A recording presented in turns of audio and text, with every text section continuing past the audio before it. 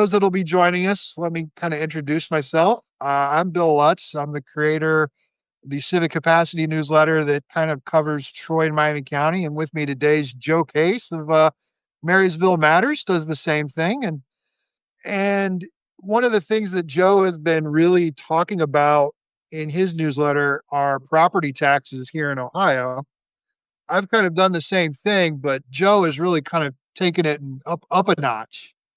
And and I'm wondering, Joe, you know, are people that you're encountering on the street, you're running into them at the Walmart or the Myers or the gas station? Are they talking about property taxes there in Marysville?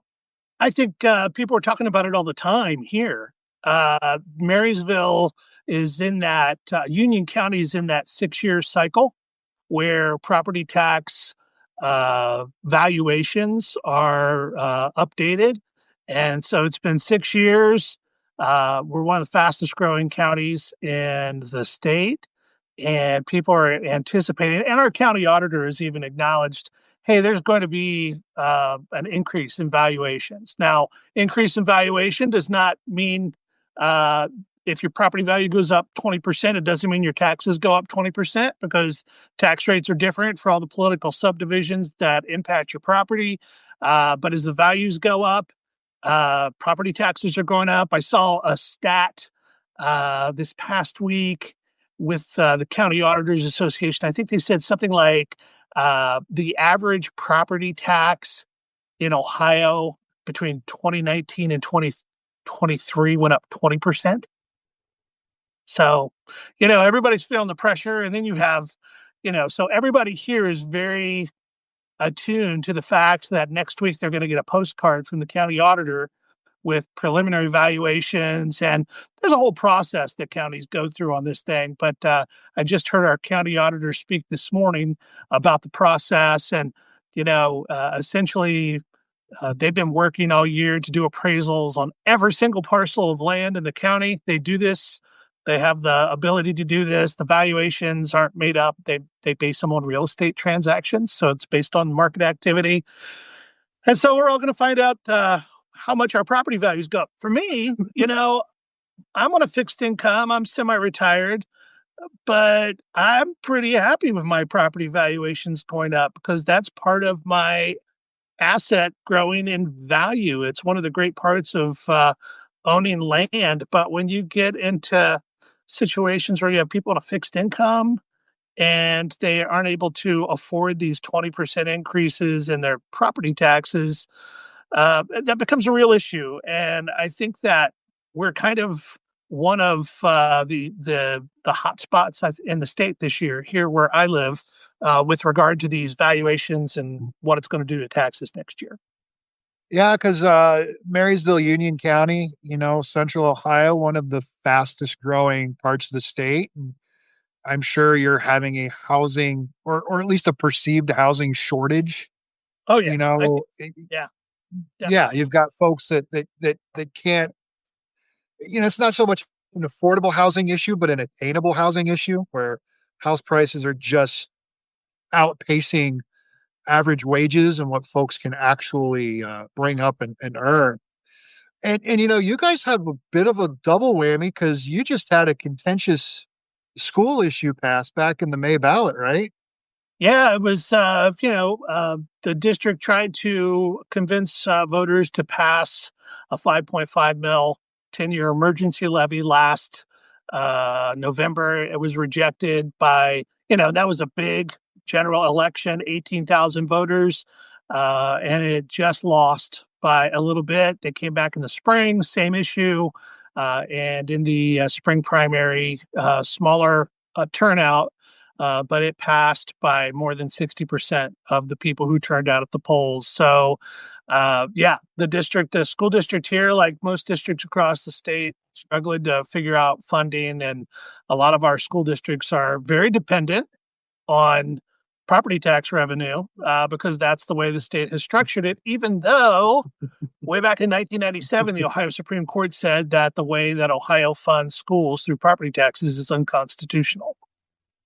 Yeah, and it seems like if you want to take a look at this issue through kind of like a state house lens, some of those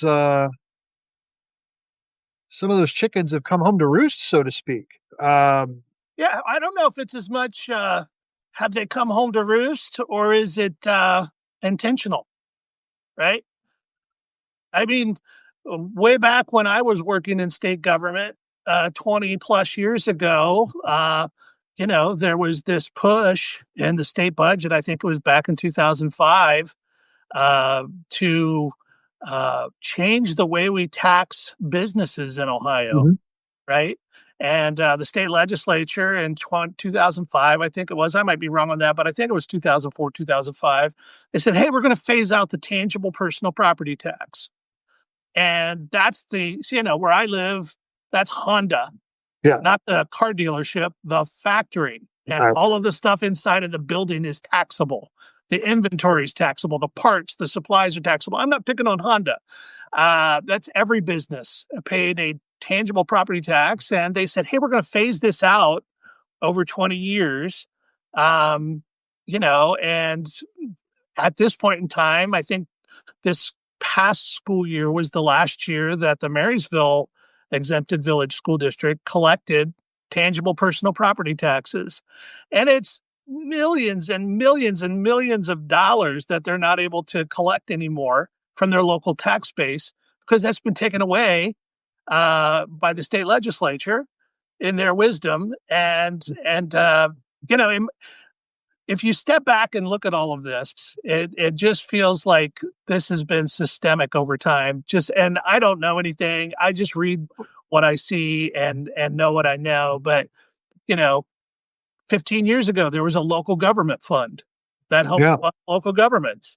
That doesn't exist anymore. And the state legislature has pushed all of these local funding obligations down to the local level, right? Tangible personal property tax is gone. Local government funding's all pushed on local government.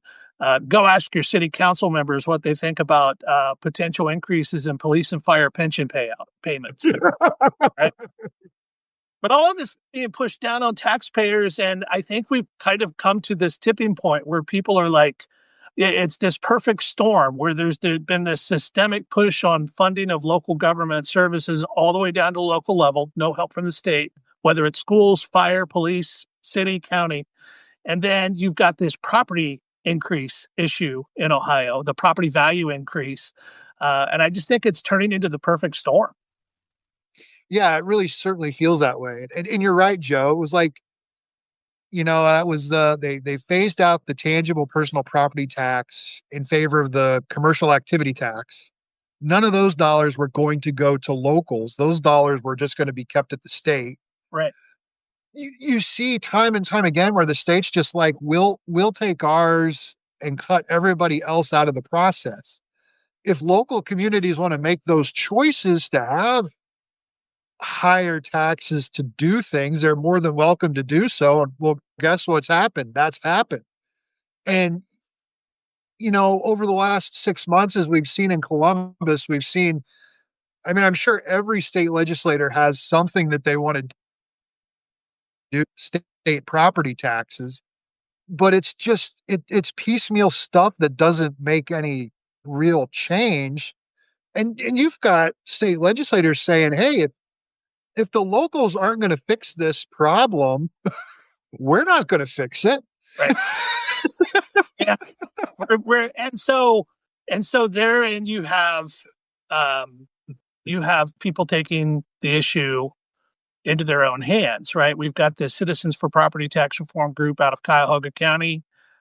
They are circulating petitions around the state. They have to get a certain amount of legal signatures, verified signatures to get the issue on the ballot to basically change the Constitution and totally repeal property taxes across the state of Ohio.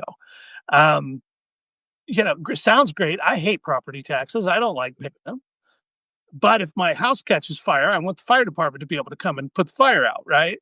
Yeah. And I think it's it's a sign of people's frustration on the issue.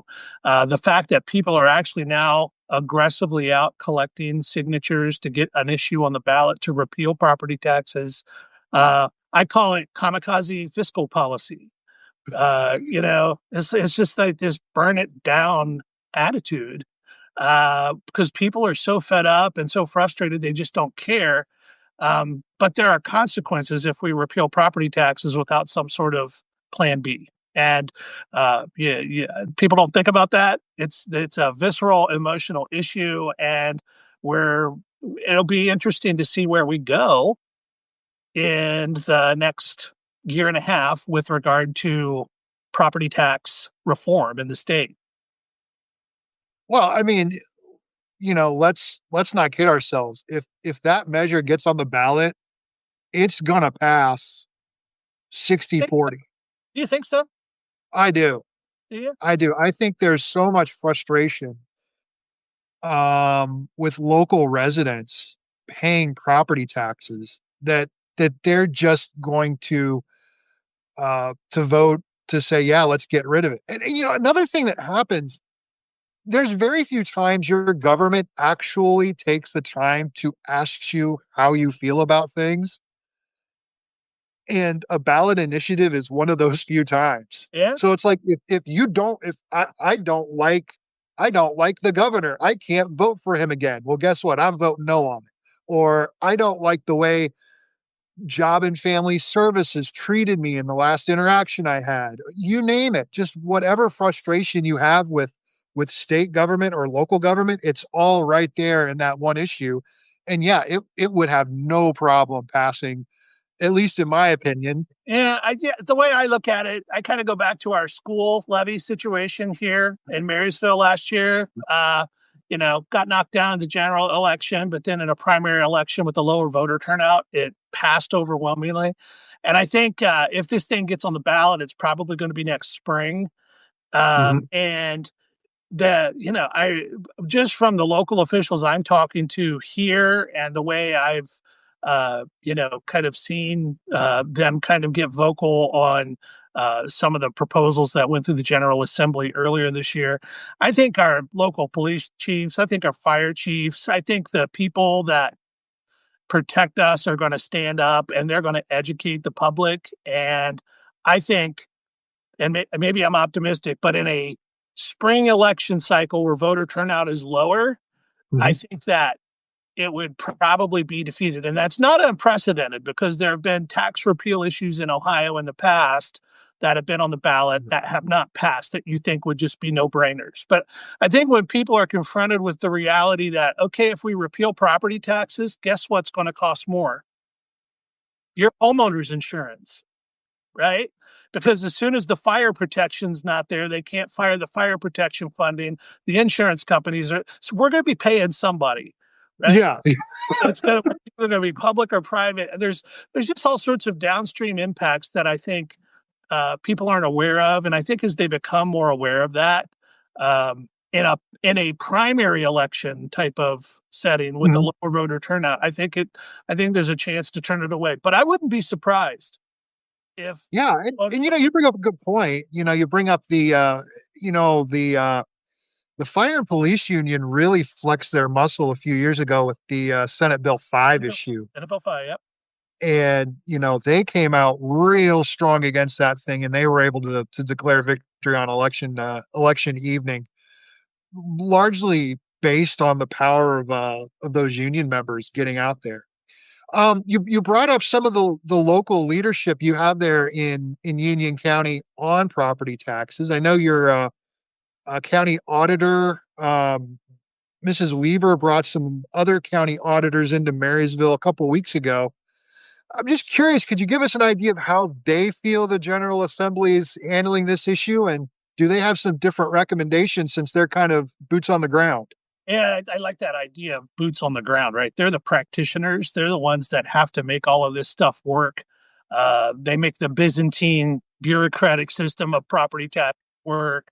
They're frustrated.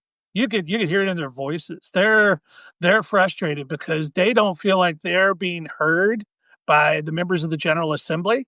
And how often is it that you can get uh, elected representatives from 88 counties to agree on anything, right? That's But pretty rare. Yeah, and so the County Auditors Association has they've done their work, they've done their homework. Carl Keith is the Montgomery County Auditor. He was over here, and we had the Logan County Auditor was here, I believe, during that. The Franklin County Auditor, who's a staunch Democrat, was here for that event. And the auditors have been going around the state doing these education sessions, basically saying, "Hey, there's low hanging fruit that could be enacted by the General Assembly if they wanted to, that could actually help mid to low income households experience some relief." And so I go back to, if you can get 88 county auditors to agree on anything, that's amazing, because Yeah.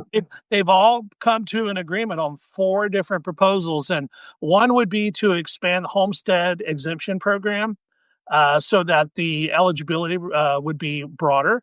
Another one would be to, I thought this was interesting, eliminate the non-business credit that is out there right now on a property. If it's a non-business that gets a credit, and instead take whatever's funding that and expand the owner occupancy credit, Okay. right? So you benefit people like you and me who are living in our houses every day. They're Yeah. also talking about limiting the growth in revenue received by school districts to the rate of inflation, right? Okay. So, which I think that's reasonable. And then the other piece, the other component is really kind of a menu of targeted relief mechanisms that could be used at the local level, because Miami County is not like Union County. Union County is not like Franklin County. We all have different needs. And so they're like, hey, there are some things that we can do to provide auditors at the local level the ability to provide some targeted relief. But you could tell they're frustrated, because their call to action was, call your legislators, because they're not listening to us, right?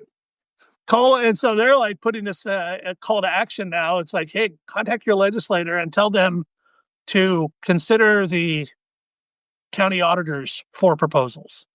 And you can find, if you go out and look at the Ohio County Auditor Association website, it's right out there. So if folks want to go check that out for themselves, I'm not an advocate for it. I'm just sharing the information.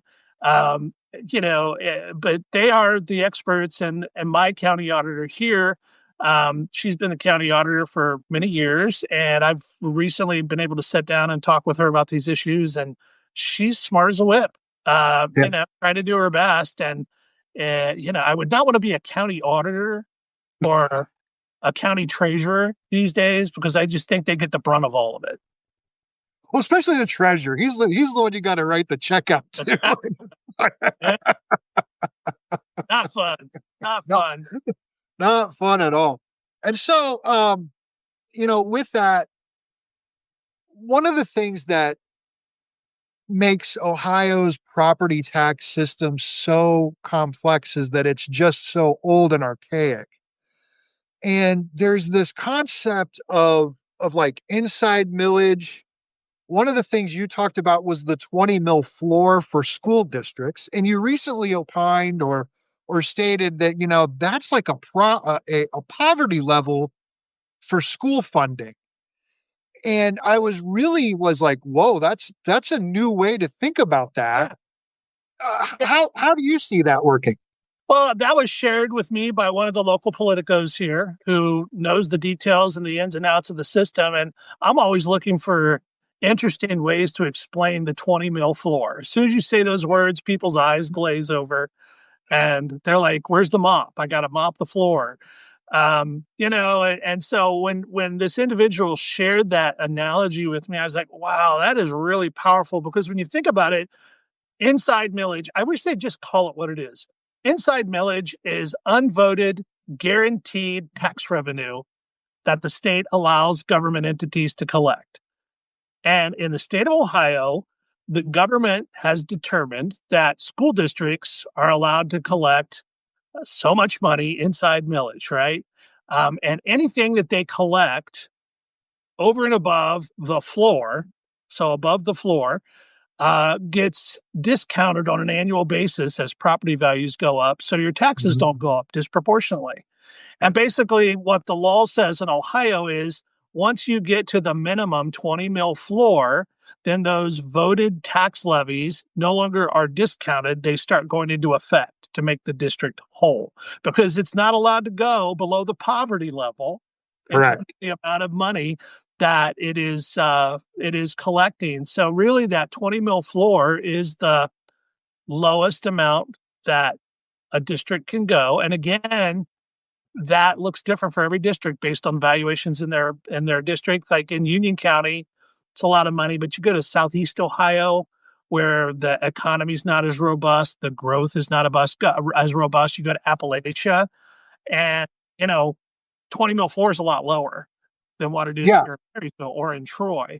But it Yep. really is. It's kind of the state mandated poverty level.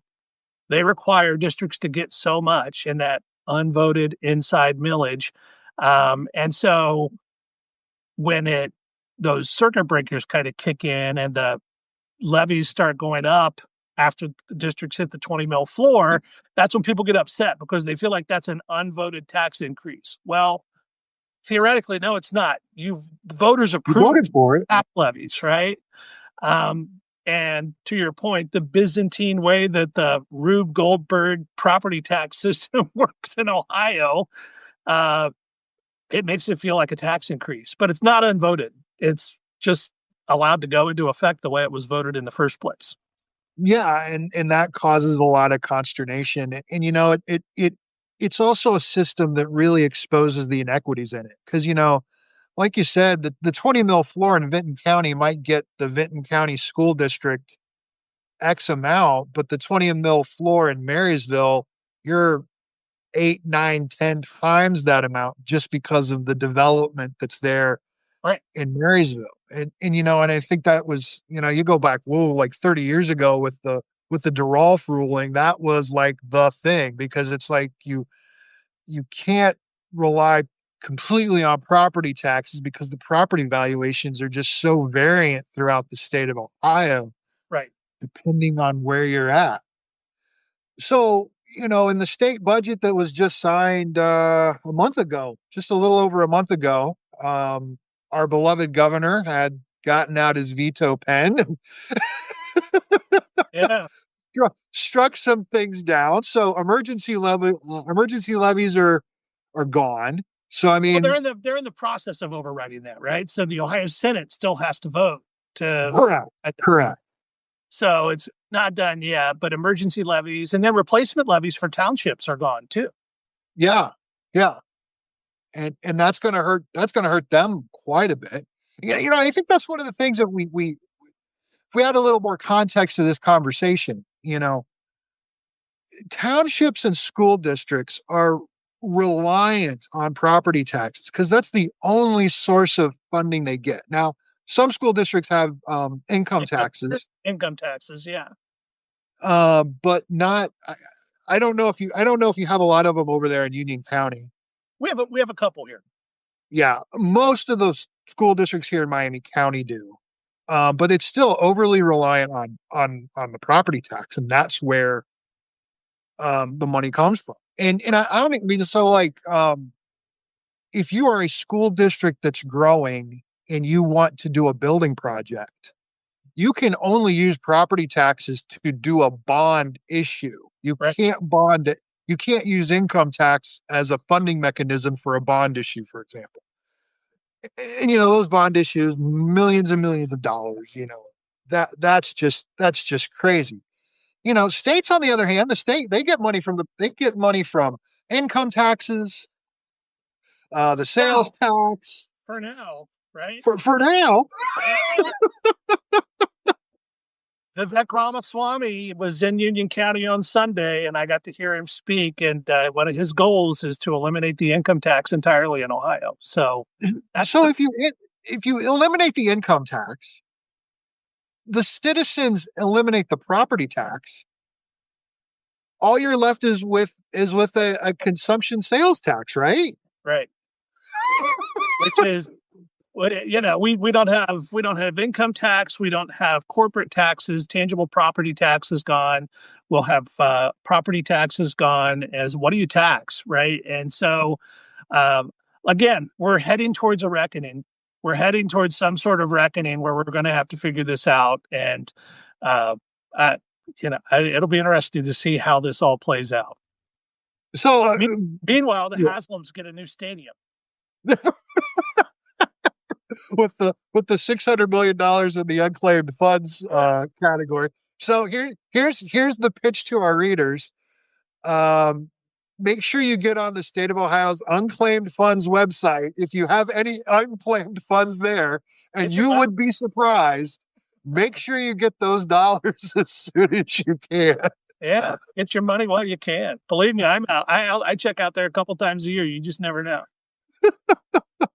Another thing that was kind of vetoed were these county budget commissions authorities. I don't know. Before this, did you ever hear of a county budget commission, Joe? I think it depends on where you live, right? It's like, Okay. and most of our counties, they don't do anything. They're like a rubber stamping agency, and they meet perfunctorily and do their thing, and we never hear of them. They're nothing. But there are a few counties in Ohio where they actually exercise some authority. There are a few of them, but yeah, it's like, who knew that could be a tool to talk about? I mean, you'd be basically uh, empowering that budget commission to have the power at the local level to raise or lower taxes. And my question is, are they able to do that for everybody? Do they have to do it uniformly, or can they do it property by property? I mean, there's a lot of questions I have about that budget commission's authority. In a previous life, I worked in local government and I knew a little bit about county budget commissions. So this was back in the day when we still had the local government fund. So basically, the way it would work, the state would give counties a chunk of money, and then the county budget for like townships, the county budget commission would then allocate those dollars to each township um, from that pot of money. And so the the county budget commission, I think, would probably do it on a district by district basis rather than like a parcel by parcel basis. Yeah, But again, you're leaving that decision up to three um, elected officials. I think it's the prosecutor, the auditor, and one county commissioner yeah, that makes up the county budget commission. And it's like these guys, they may be wonderful elected officials, but they don't understand school finance. right, Um, and it goes to another thing that the governor cut, which was limiting the school district cash balances that were on the books. And I think there was talk between 40% and 30%. As I've talked to school officials, it's like when they get their money in, they know they're going to have high balances in the early years of a levy.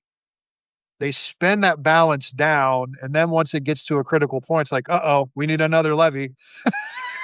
right. Yeah. Well, and they also use that money to have their rating agencies give them a good Yeah. rating. They can have bonds to build their buildings. And, so, there's some unintended consequences with messing with that cash balance. And I'm of the philosophy, if it's good for the goose, it's good for the gander. If you're going to, if you're going to cap school districts, we should do that with municipalities. We should do that with counties.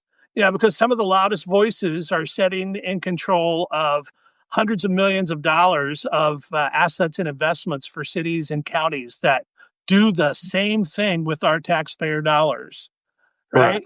And so we're asking, so for me, it's just kind of like, I get if we're going to do it for the schools, awesome.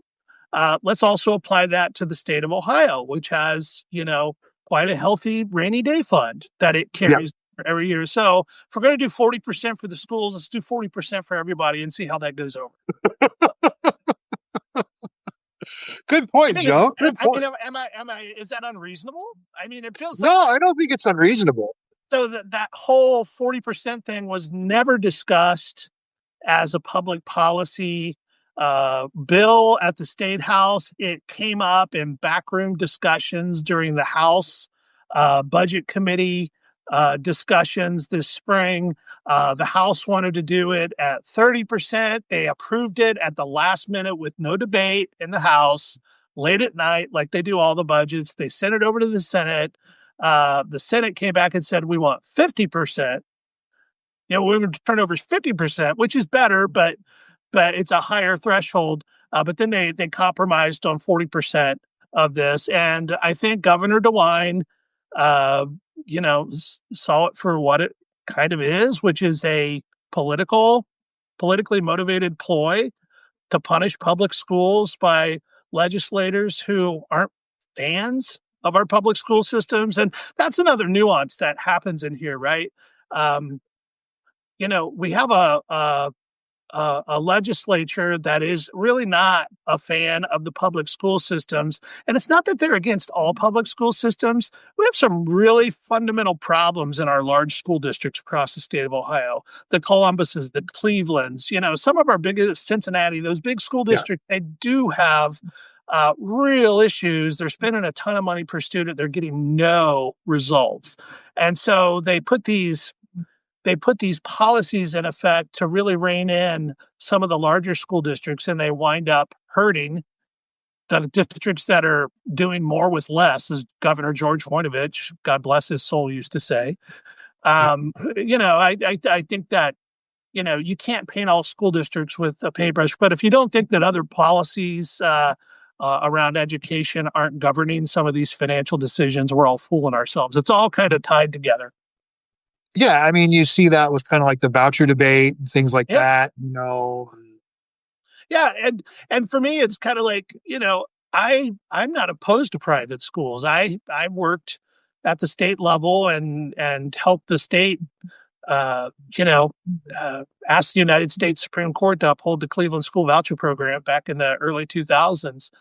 And I think that competition for our schools is a good thing, but we can't gut our public schools for political reasons, because and go all private, because like in Troy, when I was a young man growing up on Virginia Avenue in Troy, we didn't have a real robust Troy Christian school alternative in the community, right?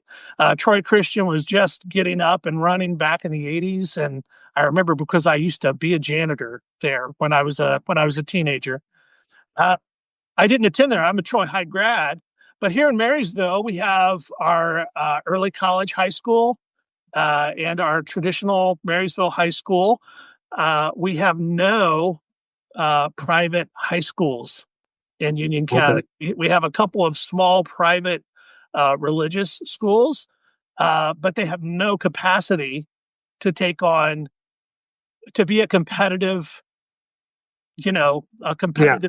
power with the public school system. So where I live, we need our public schools to be strong. I want our my kids are all graduates of the Marysville schools and have gone on and been successful, but we have to get our heads around, you know, not just the budget stuff, but the policy stuff that's going on. And so I understand the difficulty that our legislature has, but I also feel like maybe some hands get overplayed too far on funding private education at the expense of public, and public perceptions that are driven by, uh, you paid for a football stadium, but you're not helping to fund the schools or property tax relief. It goes a long way. Yeah. Well,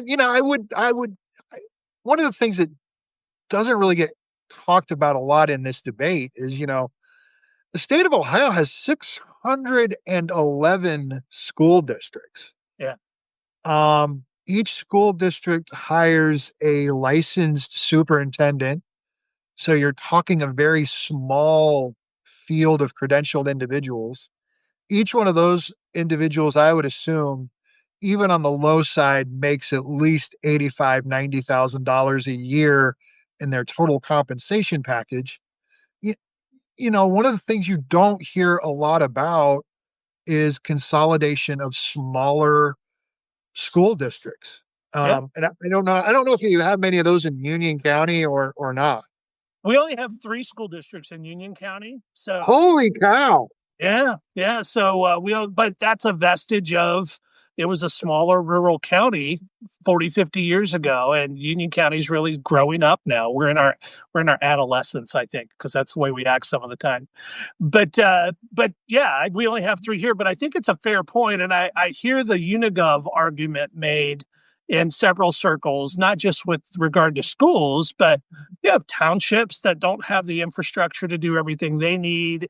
I think that would be an interesting conversation to have at the broader level is how can we maybe restructure local government for the 21st century and not for the 18th century. Yeah, it's true because it's like, when you talk about townships, school districts, cities, counties, you're working from a playbook that was largely written in 1803. Right? Yeah, that's nobody's fault, right? We're just growing up, we're changing, and I think that I think it's a legit conversation we should be having. Yeah, because I mean, we have 9 school districts here in Miami County. Yeah. Um, Troy's the biggest one, but you've got Bradford, Covington, Newton. These are all smaller districts.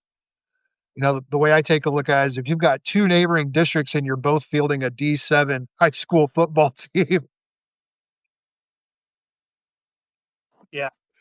No, I But of think course, it's Friday night that keeps these consolidations from happening. I mean, that's just the political way it goes.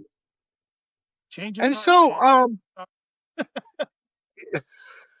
take a look at your crystal ball, Joel. Is anything going to happen this year in Columbus when it comes to property taxes? I don't, I'll be surprised if it does, but who knows? I mean, I think that the legislature knows that this petition movement to put the ballot repeal on next May has momentum. It has Yeah, momentum. Some of their most ardent supporters in the Republican Party are the ones circulating the petitions, right? They're just done with it. They're burn it down. Kamikaze fiscal policy, as I said earlier. Governor DeWine, in his vetoes, said he was forming a task force on yeah. property tax reform. He wants them to meet. I actually talked to the governor. He was here in Union County a couple of weeks ago, and I asked him about this, and he was unveiling a new rest stop here locally, and the press gaggle afterwards. But he would like for this task force to get together and consider the special committee that the General Assembly had last session that ended on Yeah. December 31st, take their homework and their report, which the General Assembly did nothing with in the budget process, which they should have. Not a single recommendation in the state budget on property tax reform came from that special commission report last year that the General Assembly worked on. And everything that they did, everything the governor vetoed never existed before the General Assembly cooked those things up behind closed doors during the budget process in the late night hours. So the governor says, hey, I want them to get together. I want them to have 90 days. I would like for the General Assembly to do something when it reconvenes in the fall. Speaker of the House, Matt Huffman, was pretty angry about that proposal. He spoke to State House reporters several weeks ago and said, I'm not interested in doing that. We already did a special committee. So that piece is probably dead. Will they conjure up another behind closed doors type of deal to placate property owners and pass it by the end of the year? Maybe. Who knows? I would hope the whole issue is where's the money going to come from? Who's going to pay for it, right? I would hope that cooler heads would prevail. And if we lived in a common sense world where cooler heads prevailed, one of the things that I've heard out there that I like is at least come up with some sort of means tested reform so that we can help actual households who are at risk of rising property taxes not get kicked out of their homes. Now, that's a claim you always hear, but I've yet to find an individual who was kicked out of their home because they did not pay their property taxes because of ability. Now, there's a difference between willingly paying and not paying and ability to pay. I've never heard of anybody who's lost their home because they couldn't pay for their property taxes. At least around here, I'm looking for examples. So if readers are out there and they know of somebody who's lost their home, drop me a line. I'd like to write a story about it. But my hope is that they would at the very least by the end of this year or sometime in the first part of 2026 come up with some sort of means tested solution to help mid and low income people on fixed incomes manage this property tax thing, because it's only going to get worse as we move forward. Yeah, I think you're right. Getting back to your point, I mean, it's like I've seen how the wheels of government go. If you don't pay your property taxes, especially if you are a fixed income senior, there's a county treasurer would be loath to Right. actually file a foreclosure action against your property. They would much rather try to create some type of payment plan Right. to bring you back into good graces rather than to just kick you out of your home. Right. And I think our county treasurer here in Union County is doing a really good job. Andy Smara. He's teamed up with the county prosecutor, and they're going after the top 20, the biggest delinquencies, right? And those are the ones who willingly don't pay. They just ignore the law and they don't pay. But I think that gives the prosecutor and the treasurer air cover to help those people who actually have income needs, income-based needs and paying their bills out there. But the frustration's real.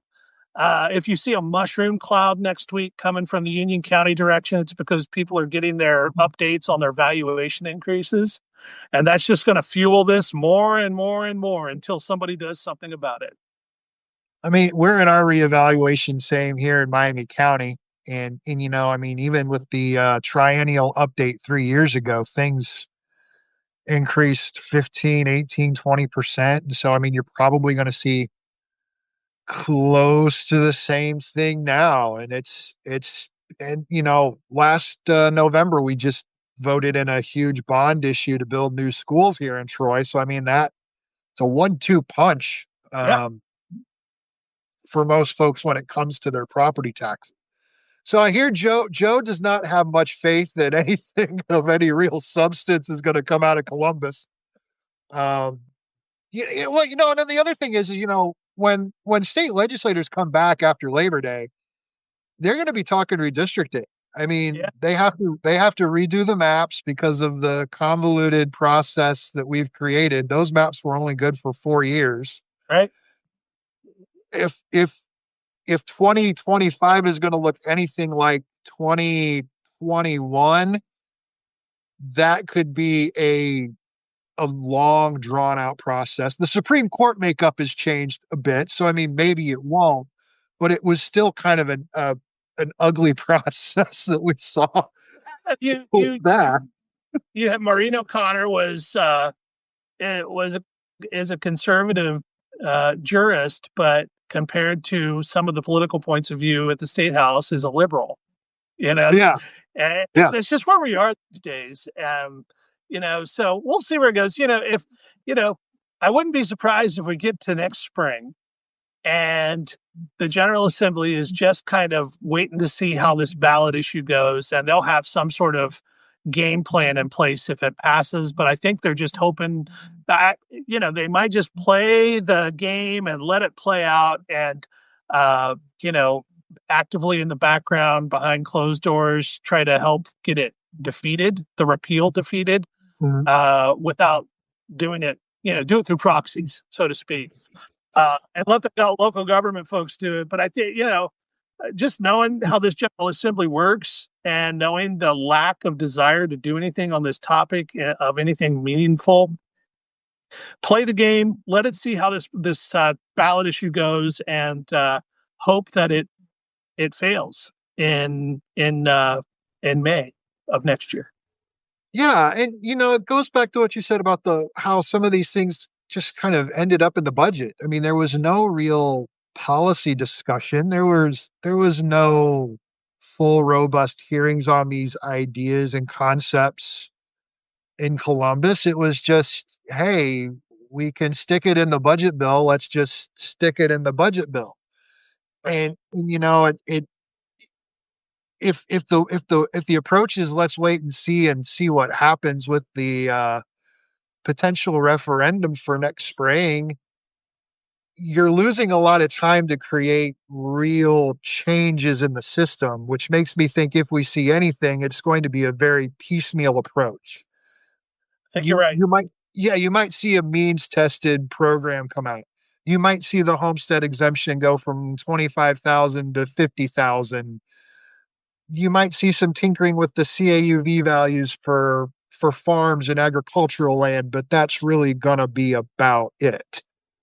Yeah. Uh, I think that's fair. It's going to be piecemeal, and at the end of the day, it all comes down to how do you pay for it? Where's the money come from? And how can you do something that looks meaningful enough to appease all the emotion out there, which I'm not sure you can do right now. yeah. So I'm just curious. I have also been paying attention. You might have a contested primary for a state rep seat next year. Yeah, it sounds like we have a couple candidates that are stepping forward. We have a term limited state rep, Okay. and we'll see how that race plays out. You have one candidate who has run one cycle and lost. You have a newcomer also taking a shot at the seat, and both of them, I think are earnest, and they both have what I would say is they both have significant backers in their corner. So we'll see which one prevails in the spring. But in Union County, the way it goes here, that district is mainly Union County, part of Marion County. Back to your district drawing conversation, very safe Republican district. So whoever wins that primary will likely, will likely be Yeah. the person to succeed. And so it's feels early to talk about next November's outcome, but next November's outcome is actually determined next May here locally in that race. Yeah, we see the same thing here in Miami County. And I'm just wondering, are these property tax issues, are they primed up to be a major issue in that race? Oh, I think absolutely. I think the candidates, I think they're going to have a position on it. And I think that they'll be talking a lot about it between now and then, because this may be the hottest issue working up to that primary election date. What other issues are kind of bubbling up there in Marysville that either You know, happening on the state or county level? Yeah, I think income tax is going to be a big issue. I think that the candidates are making income tax a big issue. Growth, economic development. I think people want to see economic development reform in some way, shape, or form. There's growth here is a very top of mind topic, just because we have so much happening at the city, county, level. We're right next to Dublin, Ohio. The southeast part of this county is. I can remember a day when you would drive 15 miles to Columbus or to Dublin. It was all cornfields. And yesterday I drove to Columbus with my wife and literally went maybe 2 or 3 miles without anything there. It's just there's a little stretch now between Columbus and Marysville that's not developed, including right off the highway. You can see it sitting there as one of these giant data centers, and we're going to have another one coming here pretty soon too. So growth is a big deal. So they're going to be talking a lot about growth. They're going to be talking, a lot about, I think as much as you think about the Republican primary issues where you're going to differentiate yourself. I've already seen language about how Ohio's a border state. So immigration, will probably be something. I actually have a story tomorrow that I'm getting ready to publish with regard to ICE activity at our regional jail and how many people there have been handed over to ICE because they don't belong in the country. So I've got some data. I just talked to the administrator of our regional jail yesterday on that. But those kind of immigration, you think about what those bigger Republican Yeah, primaries are. They'll come into this race too. which I mean, I get that, because I've run for public office. Nobody nobody goes to a ballot box to vote for their state representative. It's No. always the the Oh, yeah. higher ranking offices that get all the oxygen and all the attention. and you just kind of filter down the ballot with the little letter behind their name, and that's how you end up getting elected. Everybody And wanted to have it's tough. taken. Everybody wanted to have their picture taken with Vivek Ramaswamy on Sunday here in Union. So it's like, how can I get my picture taken with this guy? So and that's you're right. It's going to be what's up ticket. Yeah, and it's one of those things where it's like some of the real issues, though, things that we're talking about, property taxes on the local level, energy infrastructure is going to be huge because at least, and I think you guys are AES over there in Marysville. Yes, yep, Um, PUCO is going to be looking at rate increases for electricity here. The data centers take a lot of juice. It's just people are getting tapped out, and a lot of these local decisions. We're not thinking about those decisions when we go to the ballot box so many right, times. yeah. Interesting time, and I think we'll see. I think that even though we're not going to have a contested primary with regard to the gubernatorial race, we're going to hear a lot of conversation around property taxes there too. So I'm just curious, are there any rumors or stories that you're hearing that Jim Tressel might get in the race, or is you or is Jim know, just I think this is just the realist in me. I've worked, at the state office level, and to be able to run today a state operation and actually win, you have to have money. You have to be able to run television in 8 television markets across the state, and you have to have a party machine at the local level to help you activate your base when it comes to election time.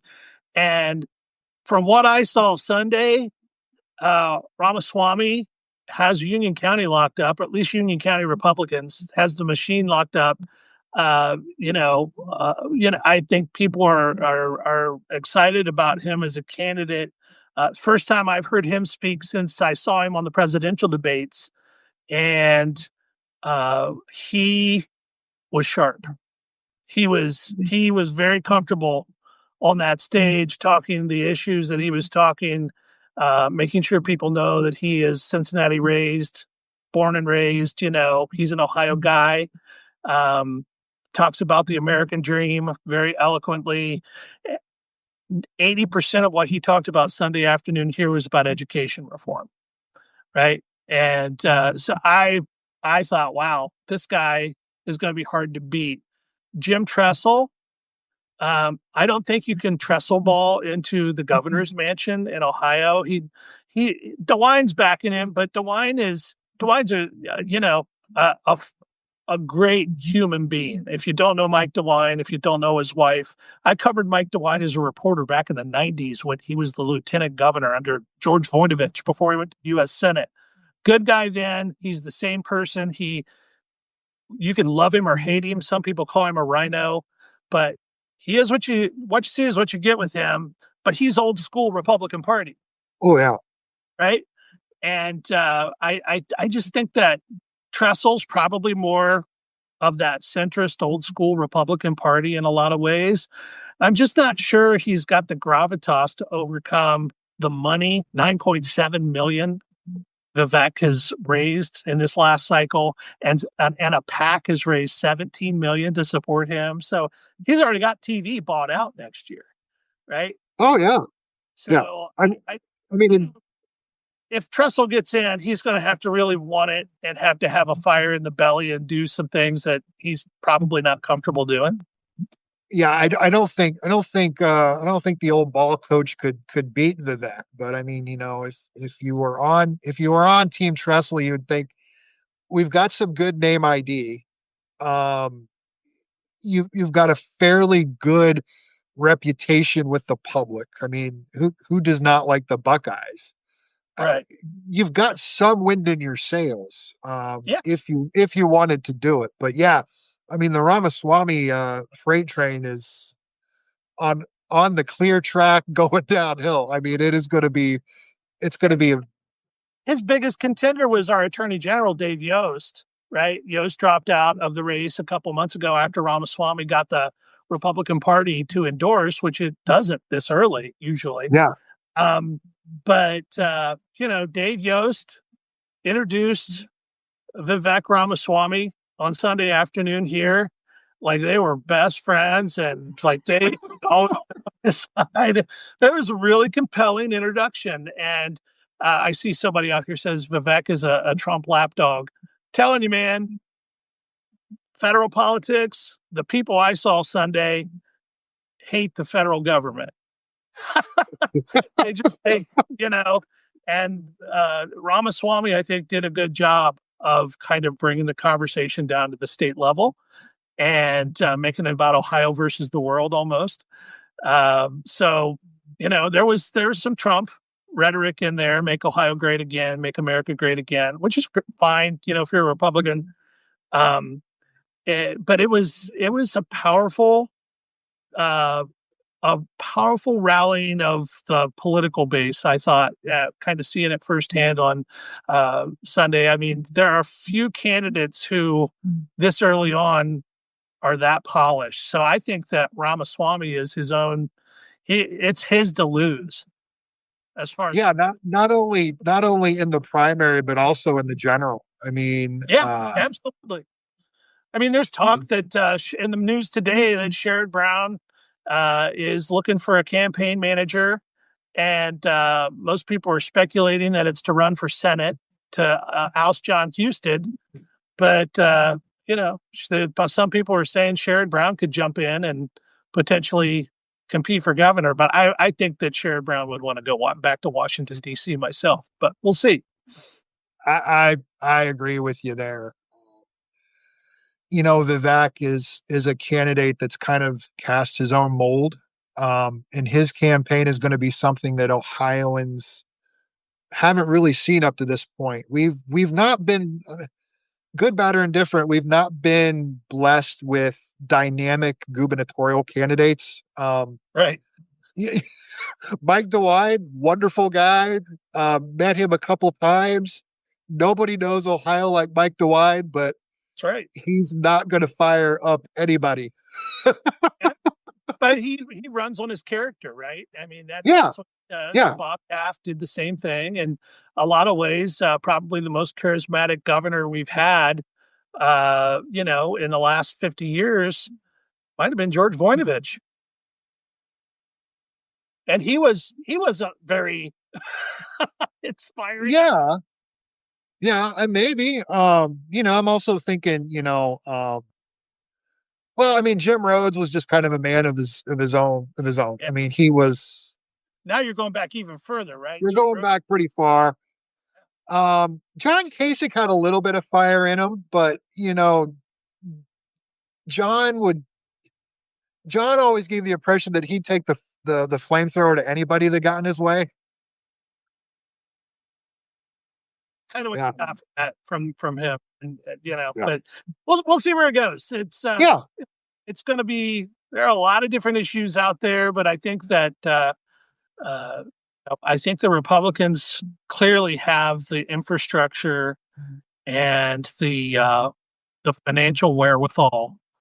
At this point, I don't see any Democratic candidates being able to even stand up even close to what the Republicans are. Yeah. And, I mean, it doesn't really even matter what happens on the federal level. I think at this point, it's going to be full steam ahead for the Republicans in 26. And that's going to help nothing but the down ballot folks, Secretary of State, Auditor, AG. Yeah. And even some of the, Supreme Court races, I'm sure will benefit from that as well. Yeah. So, Joe, we've gone over an hour. I appreciate your time. Is there anything else that we need to cuss and discuss while we're here? I think we covered a lot of ground in the last hour. We'll have to get back together in a couple months and see where things stand. That'd be great.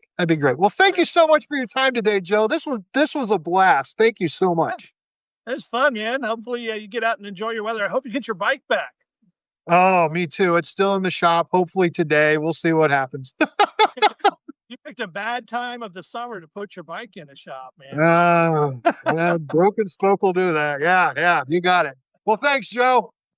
Thank you. Good to see you. Take care. Bye bye. Bye.